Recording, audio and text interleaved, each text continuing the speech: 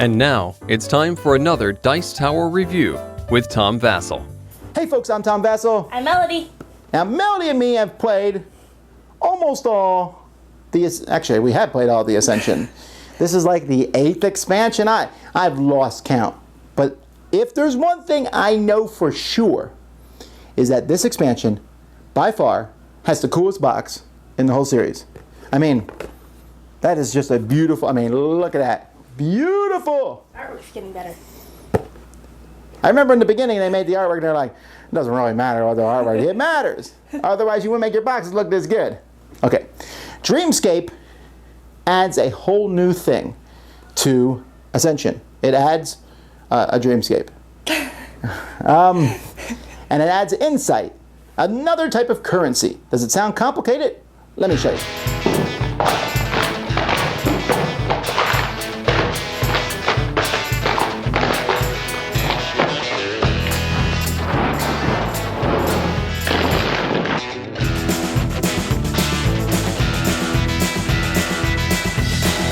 Okay, so this box comes with your basic cards. You have your cultist and the militia and the apprentice and the heavy infantry and the mystic. It also comes with some more basic cards. This guy here is very similar to the guy who could do this earlier. This guy lets you banish any card and turn it into a mystic or heavy infantry. I like him. This guy's a berserker. He's 3 or 3. But if you have 3 or more constructs, he's both. You'll like him. This person here is a Dreamborn. So before we go farther into Dreamborns, we need to talk about this. This game has your typical honor, but it also comes with a new resource called Insight. You see small and large insight here. Players are going to start with 1 insight, and they're going to get more through various ways as the game goes by. At the beginning of the game, each player is going to get 5 of these dreaming cards added to their Dreamscape. They're going to pick 3 of them. The other 2 they discard. So you get 5 cards, you pick 3. These cards are placed in front of you in a Dreamscape, it's called. As the game goes by on your turn, if you have enough insight to pay for a Dreamscape card, you pay it, and you will either immediately use that card or add it to its deck. I'll talk a little bit more about what they are in the future. But these are cards that you have that no one else has. And these cards are important because, for example here, whenever a Dreamborn card comes out, and whenever it's added to the middle, everyone immediately gets 1 insight. When you buy a Dreamborn card, you get an insight. Now this one's, some pretty standard stuff. Draw a card, unite, banish a card, middle row. 2 points. If it's unite, gain 2. We got this one here, gives you 4 points. Everyone else destroys half their constructs. Get a point, draw a card, get 4 points. Draw a card, you banish a card in the middle row, get 2 points and 2 runes, get 5 points, then banish it. This is a new card I like. I like these a lot. They only cost 1, and they give you a one-time thing. You stick them in your deck, so when this one comes up, you get 5 points and you banish it. When this one comes up, you draw 2 cards and banish it. When this one comes up, you gain 3 runes, then banish this. When this one comes up, you gain 4 attack, then banish this. It's a one-time boost, but they only cost 1, so they're nice to have in the deck. This guy here gains 5 points when you defeat him, but then he also adds 2 cards to your Dreamscape.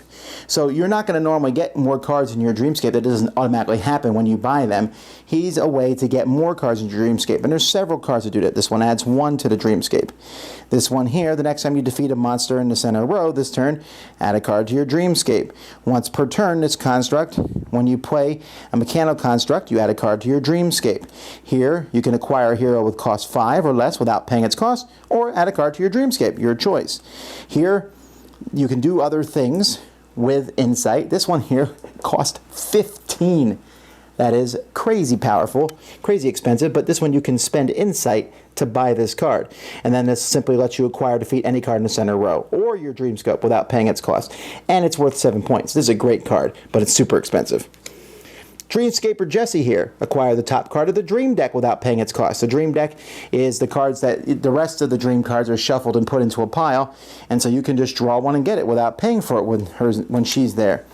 Here he defeats a monster or adds a card to your Dreamscape. Here, get 5 points and then get a Dreamscape, one of your cards in your Dreamscape for free. This guy adds a card to your Dreamscape, then lets you banish a card. There's a lot of cards that deal with the insight, like this construct here. Once per turn, get an insight. When you acquire this, you may pay 1 to put it into place. You can use insight for other things like this construct. Here, whenever you acquire a hero, you also get insight equal to its point value. This one here, the Flytrap Fairy, which I like a lot, is 1 point, 1 rune, and 1 insight. Here are 4 points, and then take 1 insight from each other player. Get 6, take a card at random from each opponent's Dreamscape, and add them to your Dreamscape. So you can steal cards from your opponent's Dreamscapes. The Chaos Cannon. You can pay 5 insight to gain 10 attack. And you can pay 1 less, use his ability for each other mechanic construct you control. This one's a great, I always like mechanic constructs anyway, but this one here lets you use insight to attack somebody else. To attack the bad guys. Here you can pay an insight to gain runes, but as long as you're only buying mechanic constructs. So there's a lot of cards here that are going to let you do different things with the insight. From simple things to gain an insight, draw a card, to gain 2 runes, and if it's unite, gain 2 insight. So there's, I would say not all the cards in the deck have to do with insight, but a lot of them do. So let's talk a little bit about these dream cards. Most of them cost 1, 2, or 3, although there are some 5s, 6s, 7s, 8s, 9s, and 10s, but most of them are pretty cheap. Some of them are visions, like this one here. A vision means you play it 1 time and it happens. So you can play this turn, you can spend runes as though it was attack. Some are constructs. When you buy these, they go in your deck, and when they show up, they act just like a normal construct. And some are heroes, like this one here. Gain a rune, and then if it's united, double your runes.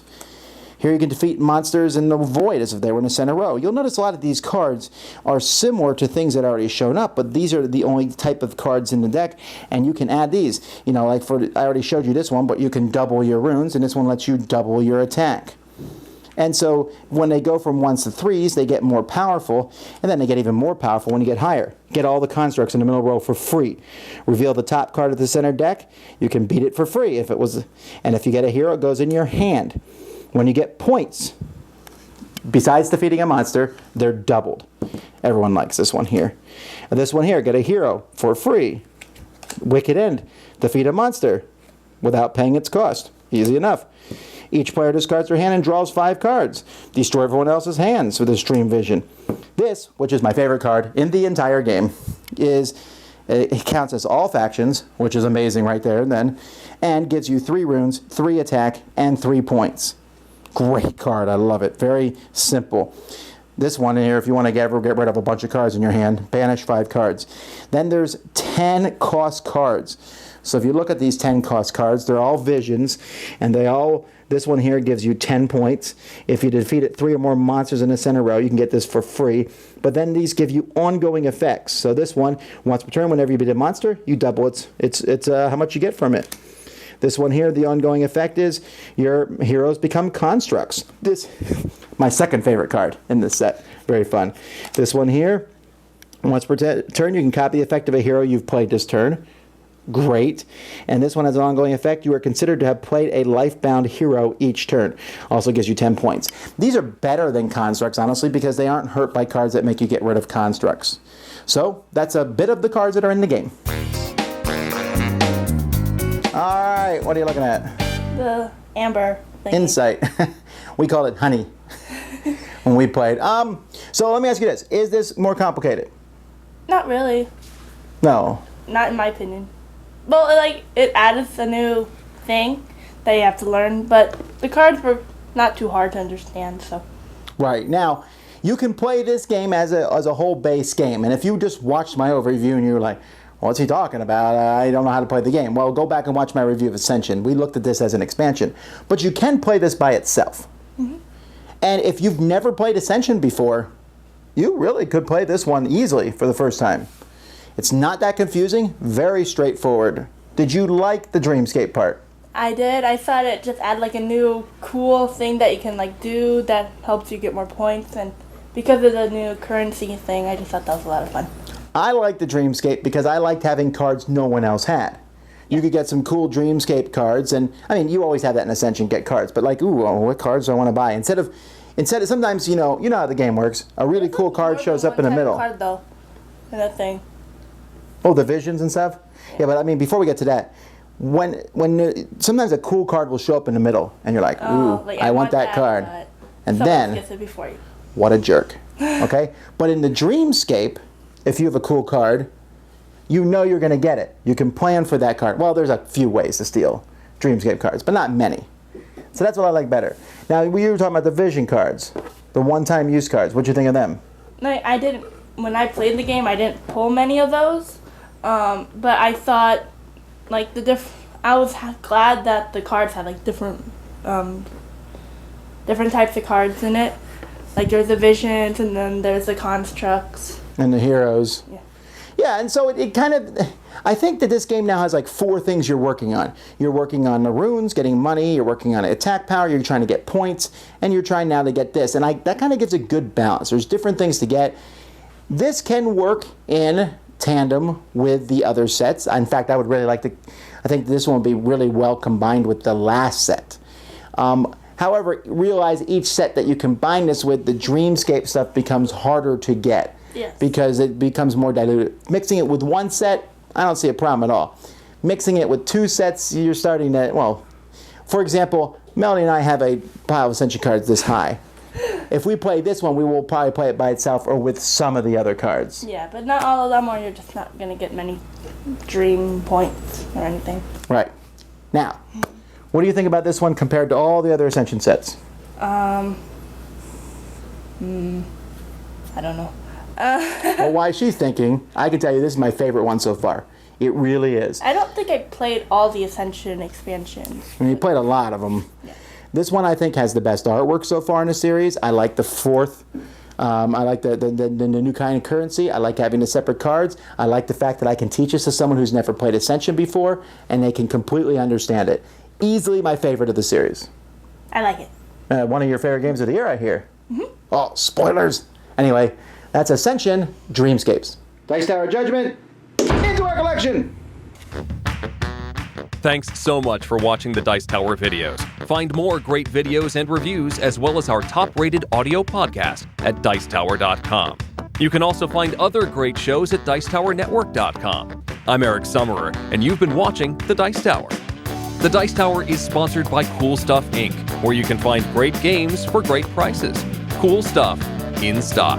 Check them out at CoolStuffInc.com. Schließ die Tür!